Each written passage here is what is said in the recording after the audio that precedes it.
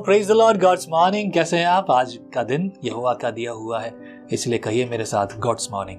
प्रभु की सुबह है, दोपहर है तो कहिए गॉड्स आफ्टरनून, और अगर रात हो गई है, शाम हो गई है तो कहिए गॉड्स इवनिंग। जी हाँ, हर दिन हर समय जो भी है रिसेंटली समबडी कॉल मी। मुझे बड़ी खुशी होती है जब आप में से बहुत से लोग मुझे good morning, good afternoon, good evening comment में लिखकर भेजते हैं। I really happy about it. इसके पीछे कारण है, अगर आप इन बातों को बोलते हैं, जैसा कि इजराइलियों को परमेश्वर ने कहा था, आज्ञा दी कि जाओ और सबको स्मरण रखो, तुम्हारे बाजुओं पे हो मेरा वचन, चौखटों पर हो, चलते फिरते आते जाते अपने बाल बच्चों से इसकी चर्चा किया करना। यदि तुम ये करते हो, यदि आप ये करते हो इंटेंशनली, जानबूझकर करते हो, मतलब सोच कर करते हो कि मैं क्यों कर रहा हूँ, तो आप इसे अपने जीवन में, अपने रोज के जीवन में लागू करते हो। और लागू करते हो तो आप अपने परिवार में एक विश्वास का और याद का बीज बो रहे हो। प्रभु की स्तुति करेंगे। एक और अध्याय, हमने कल 28 अध्याय पढ़ा था व्यवस्था विवरण में, और आज जो है 29 पढ़ेंगे। मोआब देश में परमेश्वर की वाचा। क्या है ये वाचा और क्यों वाचा बांधी है, किस बारे में है, आइए वचन से पढ़ेंगे। और 29 अध्याय के पहले वचन में लिखा है, इजराइलियों से जो वाचा बांधने की आज्ञा यहोवा ने मूसा को मोआब के देश में दी, उसके ये ही वचन है।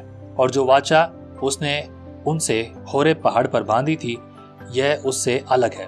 यानी कि अब दोनों अलग अलग आज्ञाएं हैं। पढ़िए दूसरे वचन से मेरे साथ पढ़िए, क्या लिखा है। फिर मूसा ने सब इजराइलियों को बुलाकर कहा, जो कुछ यहोवा ने मिस्र देश में तुम्हारे देखते फिरौन और उसके सब कर्मचारियों और उसके सारे देश से किया, वह तुमने देखा। वे बड़ी बड़ी परीक्षाएं और चिन्ह और बड़े बड़े चमत्कार तेरी आंखों के सामने हुए, परंतु यहोवा ने आज तक तुमको न तो समझने की बुद्धि और न देखने की आंखें और न सुनने के कान दिए हैं। मैं तो तुमको जंगल में 40 वर्ष लिए फिरा, और न तुम्हारे तन पर वस्त्र पुराने हुए, और न तेरी जूतियां तेरे पैरों में पुरानी हुई। रोटियां जो तुम नहीं खाने पाए और दाख मधु और मदिरा जो तुम नहीं पीने पाए, वह इसलिए हुआ कि तुम जानो कि मैं यहोवा तुम्हारा परमेश्वर हूँ। और जब तुम इस स्थान पर आए, तब हेशबोन का राजा सिहोन और बाशान का राजा ओग, ये दोनों युद्ध के लिए हमारा सामना करने को निकल आए, और हमने उनको जीतकर उनका देश ले लिया, और रूबेनियों, गादियों और मनशे के आधे गोत्र के लोगों को निज भाग करके दे दिया। इसलिए इस वाचा की बातों का पालन करो, ताकि जो कुछ करो वह सफल हो। आमीन। ताकि जो कुछ करो सफल हो। अगर तुम इसकी पालना करोगे तो तुम जो कुछ करोगे उसमें सफल होगे। सफलता का मंत्र जो है ना, अलग अलग तरीके से, अलग अलग कामों से नहीं आता। सफलता का मंत्र जो है व्यवस्था और नियम से आता है। व्यवस्था नियम से मेरा मतलब ये नहीं है कि जो व्यवस्था को आज हम पढ़ रहे हैं, मेरा मतलब है रिसेंटली अपनी फैमिली में भी बात कर रहा था, अपनी पत्नी से बात कर रहा था। नियम और योजना दोनों अलग अलग चीजें हैं। अगर हम इसके अनुसार चलेंगे, हम विजन के अनुसार चलेंगे, तो हम मिशन को पूरा करेंगे। और जब हम विजन के अनुसार मिशन को पूरा कर रहे हैं, तो जिम्मेदारियां अपने आप साथ साथ पूरी होती जाएंगी, क्योंकि हम अपने कामों में प्रतिबद्ध हैं। तो आइए पढ़ते हैं 10 वचन में क्या लिखा है। आज के वृद्ध लोग, क्या सरदार, तुम्हारे मुख्य मुख्य पुरुष, क्या गोत्र गोत्र के तुम सब इजरायली पुरुष, क्या तुम्हारे बाल बच्चे स्त्रियां, क्या लकड़हारे, क्या पन भरे, क्या तेरी छावनी में रहने वाला परदेसी, तुम सब के सब अपने परमेश्वर यहोवा के सामने इसलिए खड़े हो कि जो वाचा तेरे परमेश्वर यहोवा आज तुझसे बांधता है, और जो शपथ वह आज तुझको खिलाता है, उसमें तू साझी हो जाए, इसलिए कि उस वचन के अनुसार जो उसने तुझको दिया, और उस शपथ के अनुसार जो उसने अब्राहम, इसहाक और याकूब तेरे पूर्वजों से खाई थी, वह आज तुझको अपनी प्रजा ठहराए, और आप तेरा परमेश्वर ठहरे। फिर मैं इस वाचा और इस शपथ में केवल तुमको नहीं, परंतु उनको भी जो आज तुम्हारे संग यहाँ हमारे परमेश्वर यहोवा के सामने खड़े हैं, और जो आज यहाँ हमारे संग नहीं है, साझी करता हूँ। तुम जानते हो कि जब हम मिस्र देश में रहते थे, और जब मार्ग में की जातियों के बीच में होकर आ रहे थे, तब तुमने उनकी कैसी कैसी घिनौनी वस्तुएं और काठ, पत्थर, चांदी और सोने की कैसी मूर्तें देखी। इसलिए ऐसा न हो कि तुम लोगों में से कोई पुरुष या स्त्री या कुल या गोत्र लोग हों, जिनका मन आज हमारे परमेश्वर यहोवा से फिर जाए, और वे जाकर उन जातियों के देवताओं की उपासना करें, फिर ऐसा ना हो कि तुम्हारे मध्य ऐसी कोई जड़ हो जिससे विषय कड़वा बीज उगा हो। बहुत बार लोगों ने बोला ना कि यहोवा ने उन देशों को पूरी तरह समाप्त क्यों कर दिया। कारण ये है, परमेश्वर यहाँ साफ कर रहा है। जैसा कि हमने क्या पढ़ा, ऐसे ऐसे लोग, ऐसे ऐसे देश, ओग है ना, और ये हेशबोन का बाशान का राजा और सिहोन और ओग को क्यों समाप्त कर दिया, सब कुछ समाप्त क्यों कर दिया?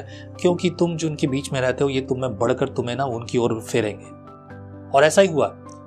दुनिया का सबसे बुद्धिमान व्यक्ति जिसे बुद्धि परमेश्वर यहोवा ने दी, उसने एक निर्बुद्धि का काम किया। क्या किया?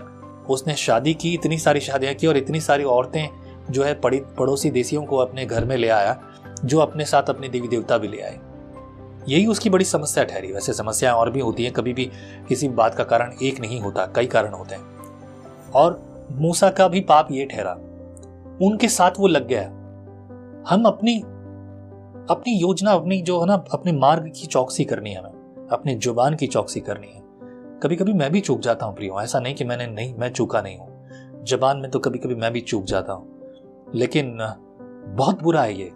मैं इस बात के लिए हमेशा पछताता हूँ। प्रभु बोझ देते समय मैं हमेशा जो है अपने आप को मैं बड़े मुश्किलों से प्रभु बोझ की सेवा में खड़ा होता हूँ। और जब मैं लोगों को बोलता हूँ, मैं अनाउंस इस प्रकार से करता हूँ, यदि आप में से किसी को लगता है कि वो प्रभु बोझ में शामिल होने के लायक नहीं है, तो अपने आप को रोके, और बेहतर यह होगा कि घुटने टेक कर आज अपने पापों से पश्चाताप करे, ताकि दोबारा ऐसे पाप ना करे जिनकी वजह से उसे इस प्रकार की गिलानी हो रही है। There are a lot of time we take it happily, but sometime अगर आप वाकई में सच में परमेश्वर के सामने हैं, ऐसा नहीं कि परमेश्वर आपको तुरंत जो है उसके लिए नाश कर देगा।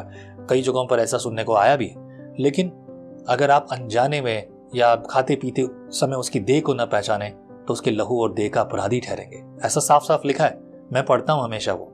मुझे नहीं मालूम आपकी कलीसिया का, और मुझे आशा है कि आपकी कलीसिया में भी यही होता होगा। और अगर नहीं होता, अगर आप प्रभु के सेवक हैं, तो पढ़िए, पढ़कर उसे एक्सप्लेन करते हुए उसके ऊपर आधा घंटा मैसेज नहीं देना है आपको। ये हर महीने की सभा है, हर बार जब आप करते हैं प्रभु वो जो उस समय की सभा, उस समय आप पढ़िए उस भाग को और पढ़कर लोगों को बताइए। प्रभु आपके लिए आशीष के मार्गों को खोले। यहाँ पर इस प्रकार मैं फिर आगे का भाग पढ़ रहा हूँ। 19 पद में लिखा है, और ऐसा मनुष्य इस शाप के वचन सुनकर अपने को आशीर्वाद की योग्य माने और यह सोचे कि चाहे मैं अपने मन के हट पर चलूं और तृप्त होकर प्यास को मिटा डालूं, तो भी मेरा कुशल होगा। यहोवा उसका पाप क्षमा नहीं करेगा, वरन यहोवा के कोप और जलन का धुआं उसको छा लेगा, और जितने शाप इस पुस्तक में लिखे हैं वे सब उस पर आ पड़ेंगे, और यहोवा उसका नाम धरती पर से मिटा देगा। और व्यवस्था की इस पुस्तक में जिस वाचा की चर्चा है, उसके सब शापों के अनुसार यहोवा उसको इज़राइल के सब गोत्रों में से हानि के लिए अलग करेगा।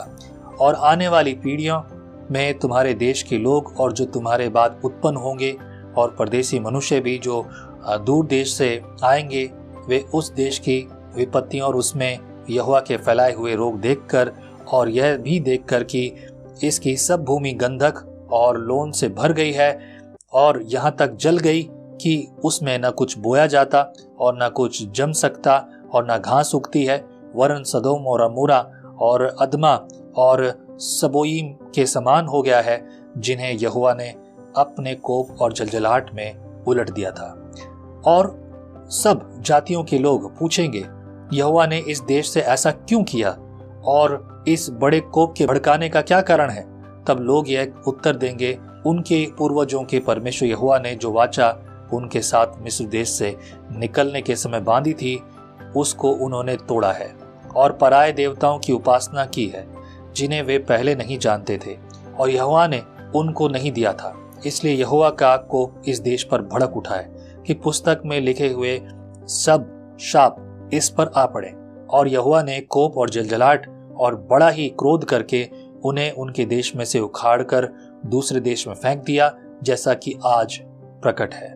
गुप्त बातें हमारे परमेश्वर यहोवा के वश में है, परंतु जो प्रकट की गई है वे सदा के लिए हमारे और हमारे वश में रहेगी, इसलिए कि इस व्यवस्था की सब बातें पूरी की जाएं। आमीन। This is the word of God. यह है परमेश्वर का वचन। मैंने पहले भी सिखाया था, इंग्लिश में लिखा होता है BIBLE। Behold, I bring life eternal। मैं एक अनंत जीवन देने वाली पुस्तक हूँ। आओ इस पुस्तक को चित्त में उतारने का यत्न करें। प्रभु आपके साथ हो, संगति करते जाइए, प्रभु की स्तुति करते जाइए। प्रभु आपके साथ हो, आपके परिवार के साथ हो, एक एक छोटे से लेकर बड़े तक के साथ हो, और अपनी महिमा और अपनी आशीष आप पर रखे। आमीन। चैन से किए।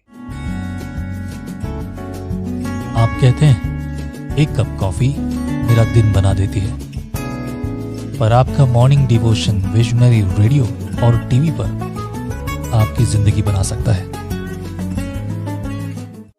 हम हमेशा सोचते हैं कि शायद मैं भी बाइबल कॉलेज जाकर बाइबल को अच्छे से सीखता, पर अब आपके लिए है visionary TV, deep Hindi Bible study के लिए।